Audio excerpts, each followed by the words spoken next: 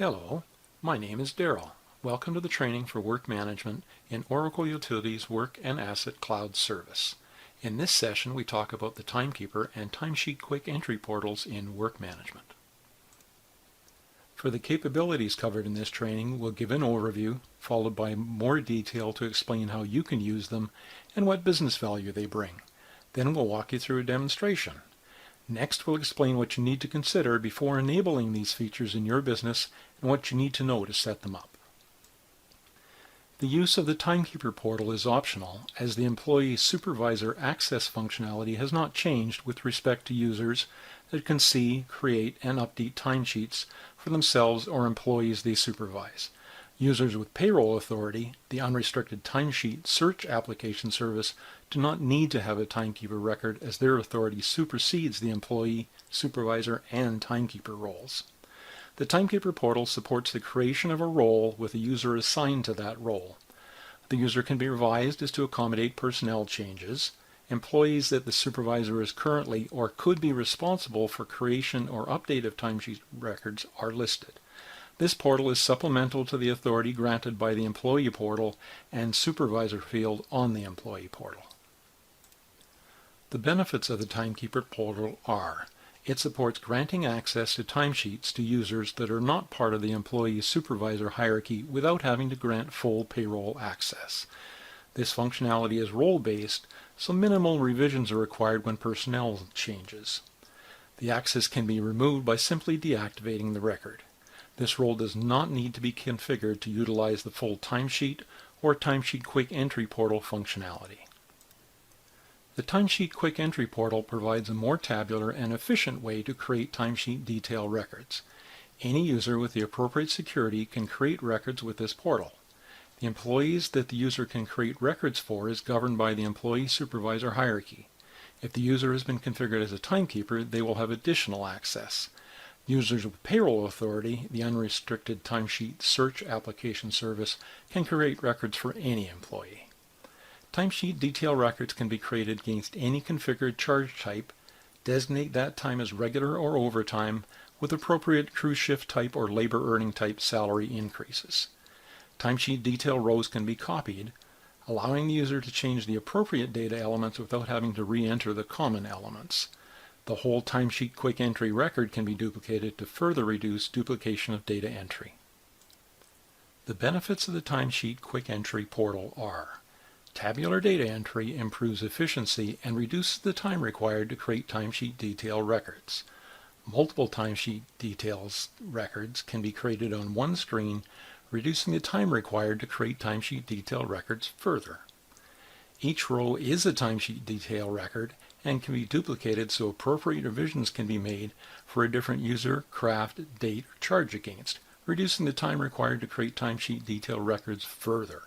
The Timesheet Detail Quick Entry record itself can be duplicated, reducing the time required to create timesheet detail records further.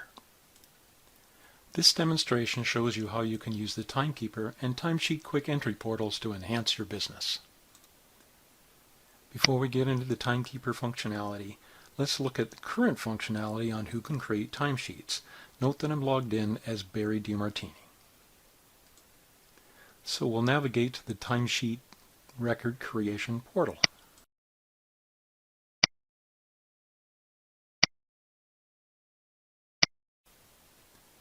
So when I click on the drop-down to select the employee, the only employee that's selectable is Barry's employee record. Now we'll navigate to My Employee Record. Note that I do not have a supervisor listed on my employee record. We're going to add Barry as my supervisor.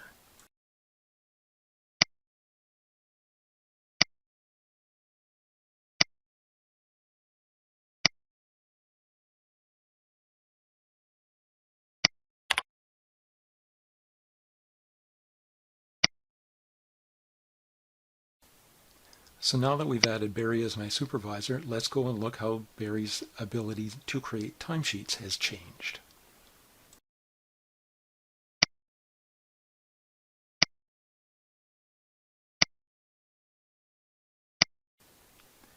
Note that when Barry clicks on the drop-down to select the employee record, now he can see himself and my employee record to select to create timesheet records.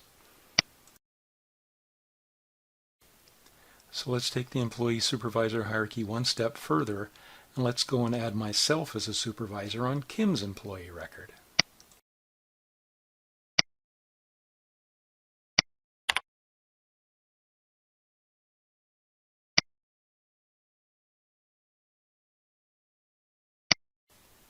Note that Kim's employee record currently does not have a supervisor listed. We'll add myself now.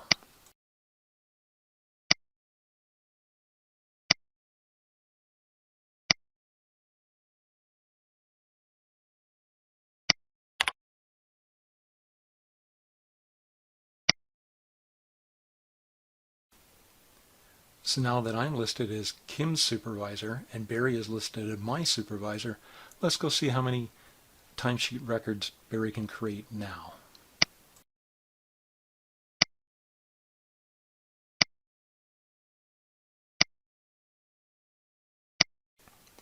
So when Barry clicks on the drop down, now he can create timesheet records for himself, for me, and for Kim. Now let's go look at the Timekeeper portal and see how we can change that even further.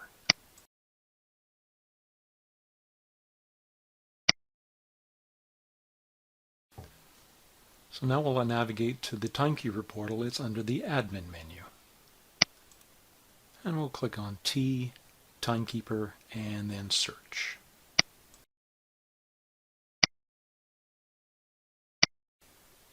And we'll see that we have two timekeeper records, one where Barry is the timekeeper and one where I'm the timekeeper. And note that Barry's timekeeper record is set at active status. So we'll broadcast Barry's timekeeper record and take a closer look.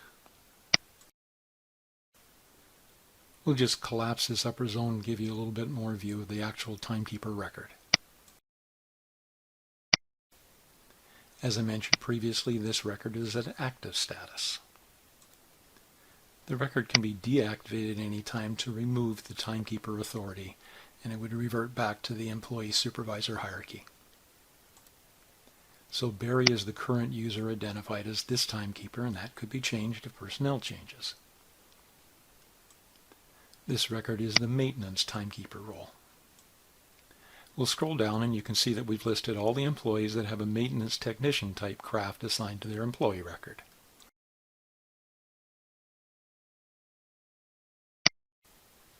Note that I've listed Kim and myself on this timekeeper role because our crafts might not change, but the timekeeper might change. So Barry's supervisor hierarchy might not be valid for the new timekeeper. So that's about it for the Timekeeper portal. Let's go look at how that changed Barry's permissions.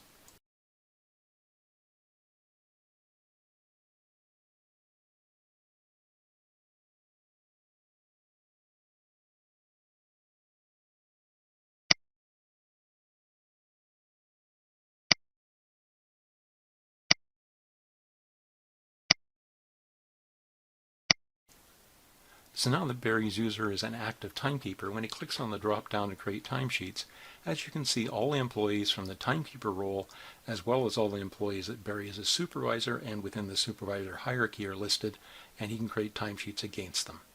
Let's now move on and look at the new Timesheet Quick Entry portal. You'll find the new portal under Menu and in the Work Management subsystem. Before we create a record, I wanted to show you the search screen.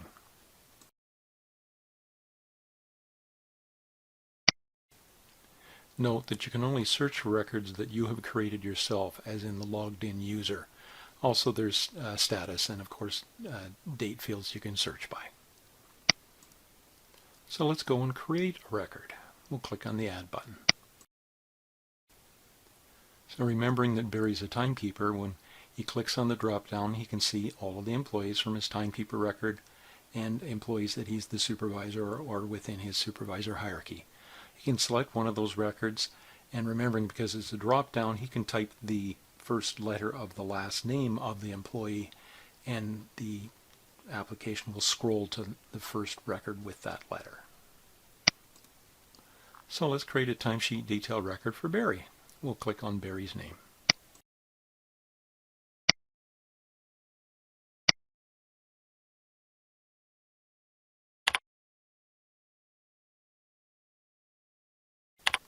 And we'll enter in the hours for this timesheet detail row.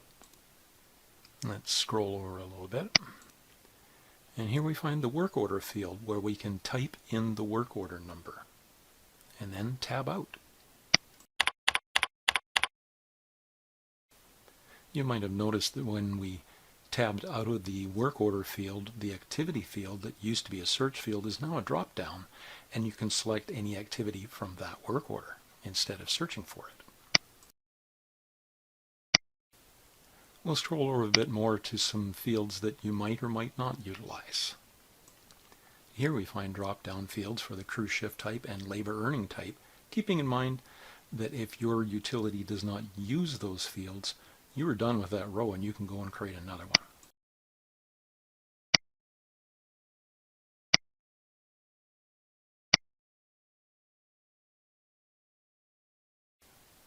So we're back over at the far left, and I have a couple of options. I can add a row, I can delete that row, or I can copy the row I just created. Let's look at that option. So all the value is copied over to the new row, and I can change whatever I need to change. Let's change the employee. Let's select Kim. Note that the craft was revised to the craft from Kim's employee record, and again, it can be changed.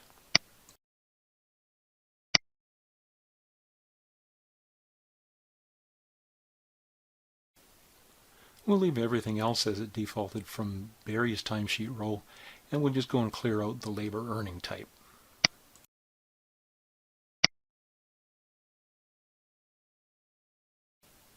For the next row, we'll copy Kim's timesheet row.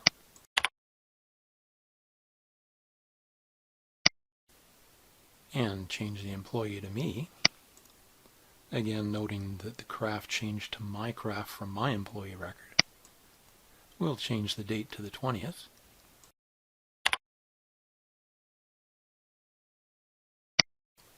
And clear out the work order number that was defaulted.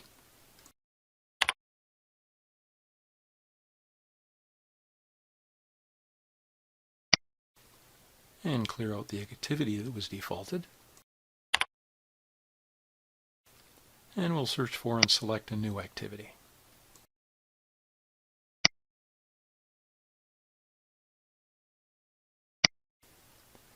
And of course we want to make sure it's a chargeable activity, so I'm going to select in status of active.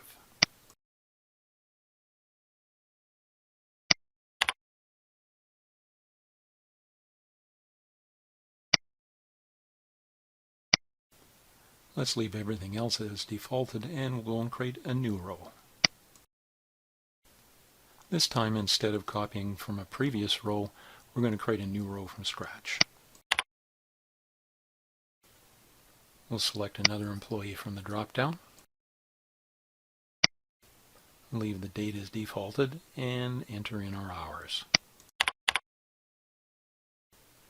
For this row, we're not going to charge to an activity. Let's charge to a cost center. We'll select that from the drop-down.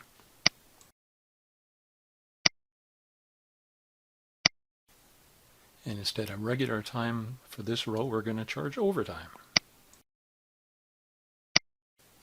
Select our overtime type from the drop-down.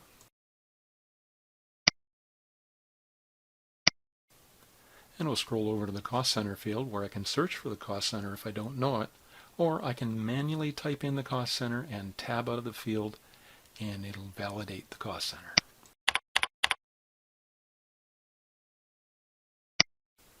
And again, I have my optional crew shift type and labor earning type that I can populate.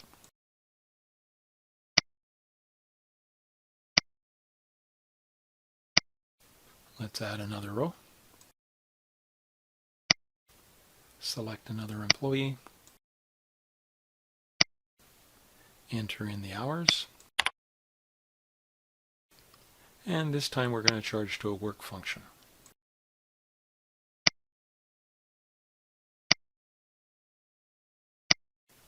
and select the work function from the drop-down. And that does it for this row. We'll copy the last row and select another employee.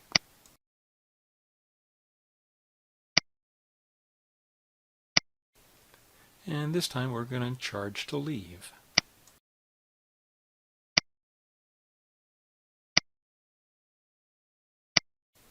Select the leave from the drop-down. And that does it for this row.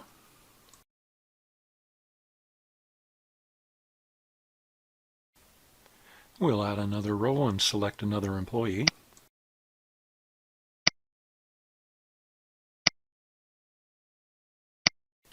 And enter in the hours, and this time we're going to charge to a project.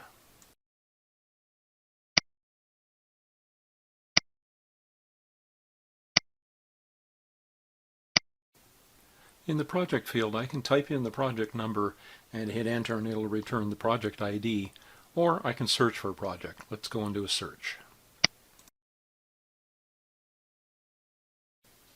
And of course we want to select a project with a valid status, so we'll select the status of started.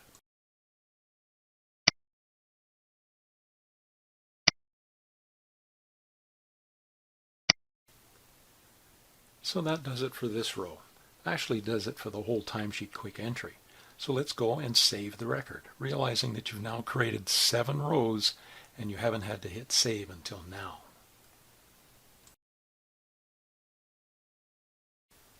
Just wanted to point out that you didn't have to enter anything manually. You could have downloaded a template, populated the CSV file, and uploaded a CSV file with as many records as you wanted in it. We'll navigate back up to the main zone, and you notice that this timesheet quick entry is at work in progress status. I could go and edit the record. I could also duplicate the whole timesheet quick entry record. But we're going to complete the record. That's going to go and create all the timesheet headers that are required and the timesheet detail records themselves. And you'll see that the timesheet quick entry is at completed status. Let's go look at the timesheet and timesheet detail records it created.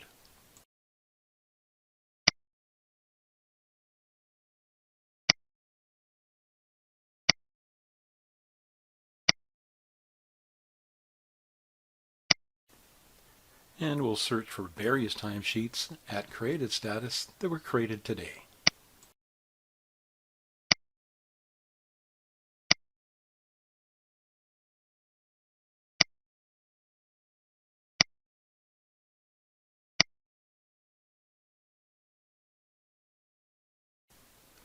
And we'll click on the hyperlink to navigate to the timesheet header that was created. So here's the header record, and we'll scroll down and look at the detail record.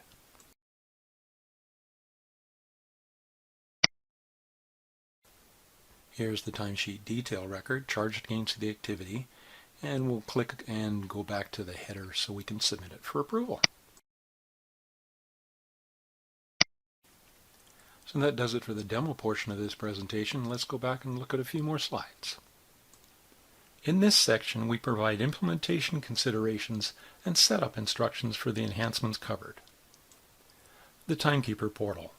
Customer must take action before use by end users. It's delivered disabled. The portal has actions to be taken to use, and those are timekeeper records need to be created, timekeeper assigned, employees listed, and record activated. Timekeeper records are only required where the employee supervisor hierarchy or payroll authority is not appropriate. The Timekeeper portal can be accessed through standard application service and access mode functionality. Because the Timekeeper record extends the employee supervisor hierarchy access, it will likely need to be created, configured, or updated by a user that has payroll authority that grants access to all employees.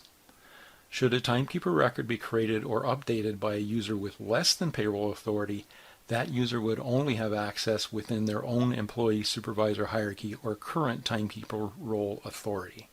The business process associated with this feature is timekeeping. The timekeeper record should be role-based, such as operations or line room, and not for an individual as personnel changes. The role would not typically change. This will result in far less revision of data. List all employees the user with this timekeeper role would currently or could need to access and create timesheet detail records for. The record needs to be activated to invoke the additional authority and can be deactivated anytime if need be. The Timesheet Quick Entry portal is delivered ready to use and will only have a small impact on your current business processes. The Timesheet Quick Entry portal can be accessed through standard application service and access mode functionality. The business processes associated with this feature is timekeeping. This concludes this presentation. Thank you for listening. You can easily pause and rewind any of these slides if you require additional time to take in the details.